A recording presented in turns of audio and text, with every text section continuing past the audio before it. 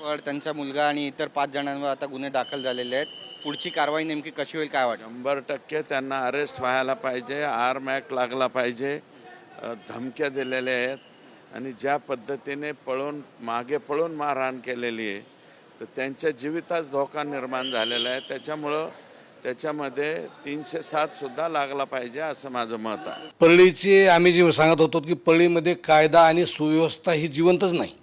ही कायदा आणि सुव्यवस्था ही माननीय धनंजय मुंडे साहेब आणि वाल्मिकांनाच चालवायची. त्याचा प्रत्यय असा आहे की ज्या मतदान केंद्रावर एवढी नाजूक घटना घडली की मी मतदान केंद्रानंतर गेल्यानंतर पोलिसाला गचांड उचलण झाली, पोलिसालाही धराधरी झाली आणि एका चांगल्या माझ्या कार्यकर्त्याला ॲडव्होकेट माधव जाधवला बाहेर त्यांनी रेषेच्या बाहेर मारहाण केली. तरीसुद्धा साधा पोलिसांनी एवढंसुद्धा औदार्य दाखवलं नाही की लगेच गुन्हा नोंद करावा. असेल एफ आर कुठून फाडायचा? धनंजय मुंडे साहेबाच्या बंगल्यावरून 307 लावा, 300 एवढं लावा, 300 तेवढे लावा.